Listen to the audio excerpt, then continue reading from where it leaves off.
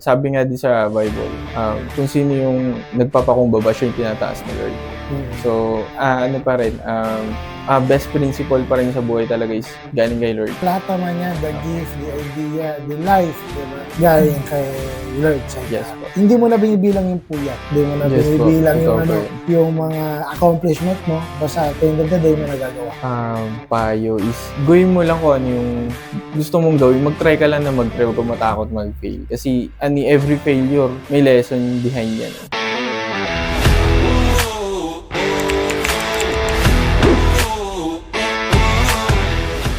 So, yan guys. So, first time ito. Nahilang ako magkakaroon ng parang podcast interview. No? So, kaya dinayo ko siya. Napakwento siya. So, mas maganda sigurong magawa natin siya ng kahit paano documentation. No? Kung paano siya nag-start. Change. Ganun naman na ano. So, yan. Katabi natin Sir Lian. No? Siya yung pinagbilang natin ng art piece. No? And kanina may sinashare kasi siya how he started his journey no? Bilang artist. No? So, yan sir, bigay kita sir, paano ka ba nagsimula yung New Gray mo na pangalan? Paano mo siya na-create? Actually sir, nag-start po ako ng New Gray na sa art career last year lang po talaga. Then, dun tayo sa paano tayo nag-come up sa pagiging New Gray.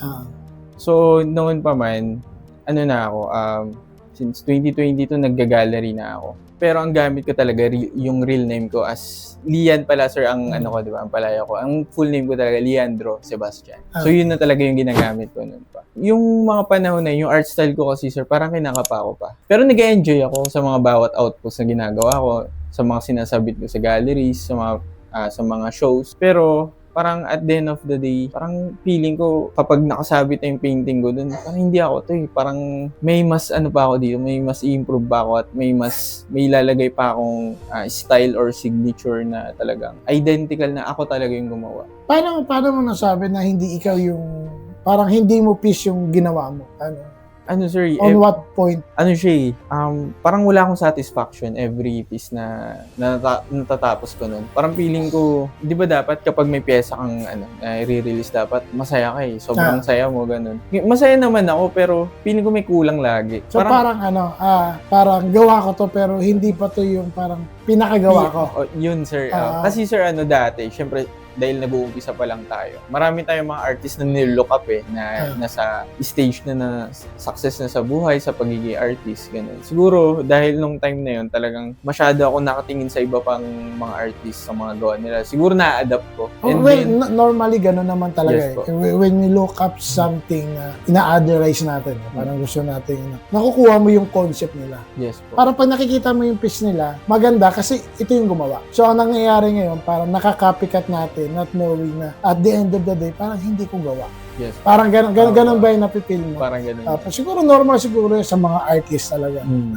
So, pero gamit mo kasi noon pangalan mo. So parang being an artist supposedly, 'di ba? Dapat pangalan, real name mo talaga nakalagay, diba? Kasi parang at the end of the day, nasa birth certificate mo yung pangalan mo eh. So para pag tinignan mo yung piece mo, ito yung gawa ng sikat na tao, di ba? Pero ngayon lang din naman, I'm not that familiar, no? Siguro sa mga artists na may mga code name kayo o may mga alias kayo na tinatawag sa inyo. Bakit ka nag-switch from real name to New Gray? Sir, parang isa siya sa pinaka mabilis na paraan para yung utak ko, ma-convince ko na mag-ship ako into new me, parang gano'n. New style, new approach. Kasi noon pa man, may napapansin na ako na bakit yung ibang artist hindi gumagamit ng real name, pero parang hindi naman naapektuhan yung personal nila, personal identity nila. Kumbaga mas na-differentiate pa nila yung sarili nila. Pero iisa yung real name, or let's say artist name niya and yung name niya. Kumbaga, naging as branding na siya katagalan dahil naging identity na nga nung artist na yan. So parang gusto mangyari is, what if i-try kong ganun?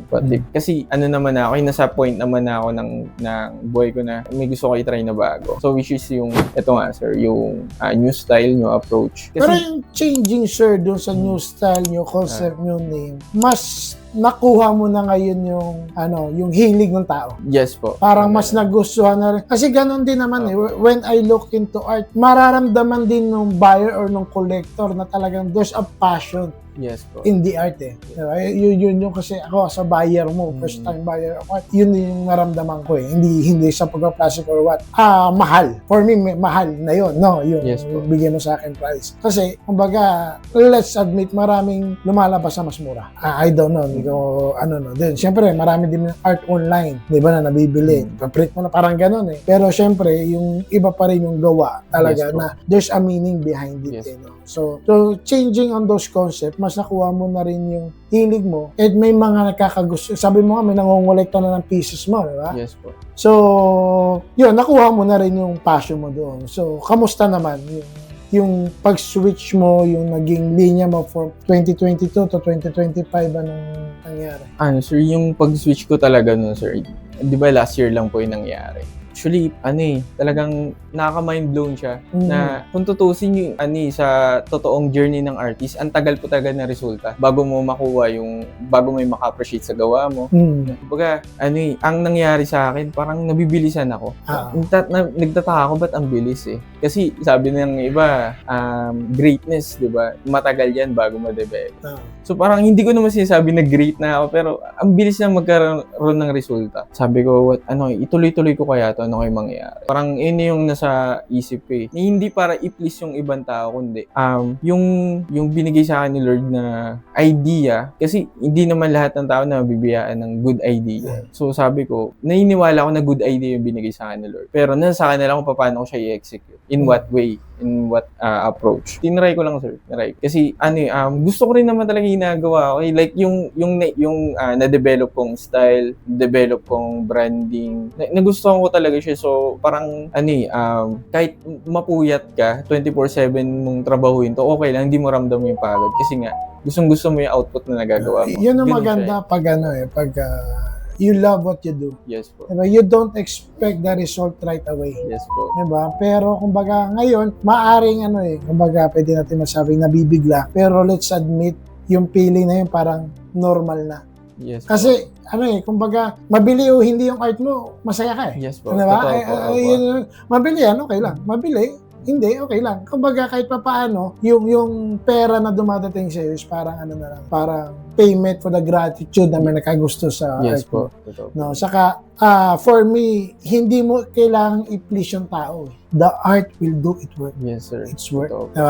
Diba? Parang yun na yung magsasalita para mas magustuhan nila yung gawa mo. Hindi mo sila kailangan i-please. Parang, ito yung gawa ko, try nyo. Diba? Parang gano'n. So, gano'n din naman ako eh. So, just to share lang din about sa akin. I'm not an engineer of any field, no, in profession. Pero nasa construction industry ako. Diba? So, parang sa'yo, yung talent na meron ka, hindi naman yan automatic magaling ka. Yes po. Diba? It's years of practice, gaya nga ng sabi mo, nagkaroon ka ng change of heart, diba? In terms of the idea and change of the name. So, me as a entrepreneur, nandun din ako. Natutunan ko rin yung ginagawa ko. Kaya kahit anong hirap yung hinaharap ko, kahit mga professional engineers yung mga kaharap ko, nagkakaintindihan kami in a professional manner. Diba? Hindi man on the technical side, kasi parang ganun din naman yung sa'yo eh. Yes. Hindi ko siya maintindihan thoroughly kung paano mo na-come up yan. Pero there's a concept, there's a meaning. So yun lang din naman ang inaano natin sa mga buyers natin, sa mga clients natin. So, yun, I think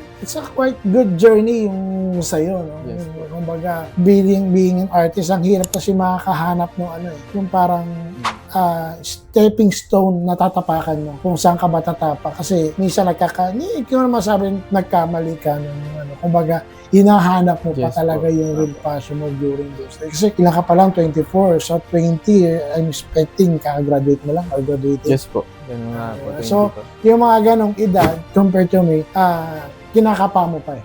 Kinakapa mo pa kung saan ka lulugaran, saan ka pa pwesto, ano magandang gawin. And it's quite good na maganda yung nagiging resulta. Talagang it takes time. Yes. It's time kung kung saan ka papalagi, kung saan ka masaya, yun ang pinaka-importante doon. Kaya sabi mo, hindi mo na binibilang yung puyat, hindi mo na Yes, binibilang po. yung Totoo po yun. yung mga accomplishment mo, basta at the end of the day mo nagagawa. Ano bang maipapayo mo sa ibang mga artists na kagaya mo? Payo is, gawin mo lang kung ano yung gusto mong gawin. Mag-try ka lang na mag-try, huwag kang matakot mag-fail. Kasi every failure, may lesson behind yan eh. So, gawin mo lang na gawin pag may idea ka, na basta wala kang mapakan tao. Tapos good idea naman siya. Execute mo lang, execute. Kasi later on, maplansya mo naman yan kung ano yung magiging talagang pinakagusto mong resulta niya. So, execution pa din. From idea to execution. Kasi kung para sa'yo naman yan, bibigay talaga ni Lord. Basta kilusan mo lang. So, para kung gusto mo maging magaling na artist, simulan mo sa pinta. Yes, sir. Parang gano'n. Kasi hanggat wala ka nagagawang pinta, hindi mo matatapos sa art. Yan. Tama? Opo. Simulan mo sa pagguhit. Guhitan mo, kulayan mo, then i-pray mo. Parang gano'n, di ba? Yung finished product natin. So, gano'n din naman gano'n din naman sa mga, ako, kagaya ko. Actually, on the challenges sa akin, I take risk sa mga newly grads. No? Kasi yan yung mga batang inahanap pa yung passion. Ang daming nagtitake ng architectural, pero at the end of the day, hindi nila magawa yung trabaho nila kasi hindi nila gusto. Di ba? Isipin mo, nagtapos sila ng 4 na taon. Ano ba tinapos mo? Fine arts din. Hindi, sir. Nag-ano po ako, sir, computer technology po ako. Nag 2-year course lang po ako sa college. Ang layo. Ha? Layo, sir. So, medyo nakaka-relate ako siya kasi ang layo din na. Ako, tinapos kasi aeronautics, aircraft maintenance. So, nagkataon ng aeroplano kong ginawa, bumagsak sa construction, tinayo ko. So, di ba, you really find your peace talagang malayo eh. Hindi mo siya ma-relate kung siguro kung paano ka ni-raise, kung paano ka nag-aral, paano ka nagtapos. Talagang, ang the good thing dyan is, gusto mo siya. Hindi siya pinilit sa'yo. Talagang pusa siyang magugustuhan mo. Kaya yung mga product na nagagawa mo, talaga made out of good idea, made out of heart. Parang ganun. Kaya yung mga clients mo, kung kagaya ko sa construction, bumabalik sila sa akin kasi I had a good relationship with them. Diba? Hindi ako masamang tinapay sa kanila. Kahit alam nila hindi ako engineer, nakakagawa, nakakatapos ako ng mga projects. No? So, guys, ang layo, hindi ko ma-imagine din na from computer, kasi more on automation yan computer, pero ikaw, you're doing it on a freehand. Yes, sir. Diba? So, maganda, naging resulta. So, sana, as negosyo na rin kasi yan ay yung passion mo sa business. You make your business your passion para kahit pa paano. No? So, yun, sa akin, bilang siguro matagal na sa industry ng pagnenegosyo, ako masasabi ko na sa kwento mo, sa tamang daan ka naman. Tuloy mo lang. Always, payo ko lang, always keep your feet on the ground. Huwag kang masyado maging, mataas. Kasi kahit anong gawin natin, kahit anong competition na gawin, there always be someone who's greater than you. Diba? Kasi may mga nauna eh. Maaaring may mga late na dumating pero mas mauunahan ka. Kaya mo sila. Kasi at the end of the day, iba pa rin yung saya na nagagawa mo sa mga art at tinatapos. Yes, sir. Iba rin yung saya nila. Diba? Baka mamaya, yung iba ginagawa na lang for the money. Pero ikaw, ginagawa mo for the passion pa rin. Diba? Yun yes, ano natin dyan. Then, yun, ano pang maipapaya natin sa iba? Ano lang, yun tama yung sinabi ni sir na maging humble ka lang talaga. Always keep your feet on the ground. Kasi at the end of the day, marami mas malulupit sa'yo. Totoo. Totoo ba yun? Kasi sabi nga din sa Bible, kung sino yung nagpapakumbaba, siya yung tinataas ni Lord. So, ano pa rin, best principle pa rin sa buhay talaga is galing kay Lord.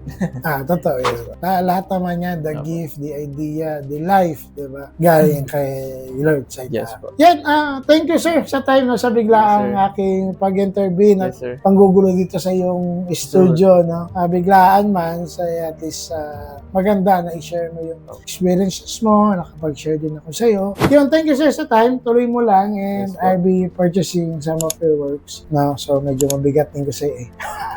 So, well, kumbaga, mas mamahal pa yan. I'm telling you, mas mamahal pa yan kasi mas dadaming gusto ng art mo, ng concept mo, ng idea mo. And when you get there, huwag mo lang kaming kalimutan mga, yes, sir.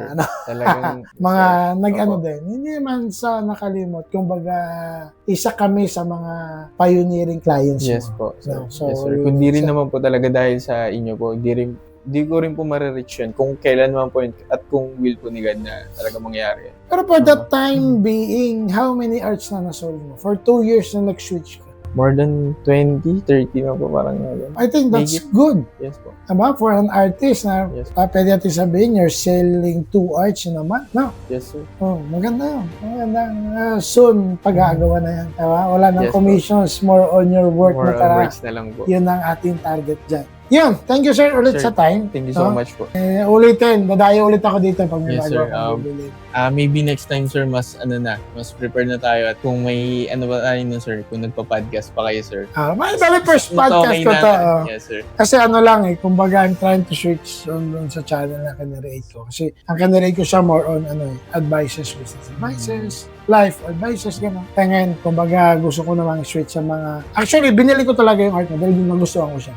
Na ano mo yun, so anong meaning ng art? So kasi I wanna connect doon sa art para pag nakikita ko siya, hindi siya dahil binili ko lang, dahil gusto ko siya. Di ba? Yun ang gusto kong makita doon, no? Na concept din ng mga pupunta sa office ko, anong meaning nito? Parang gano'n, di ba? May share ko rin yung value, bakit ito yung binili ko. No? Then, sana may iba rin makagusto na kliyente ko na art mo. Yes, sir. So, yan guys, tag ko na lang ulit yung page ni Sir Lian, no? Then yung kanyang New Gray na page, doon nakapost yung mga arts niya. And sana magustuhan niya rin. And actually, lahat naman ng art maganda. Depende lang doon sa attachment mo, and especially doon sa meaning. No? So, yan, this is me again. Like, a new day, a new life.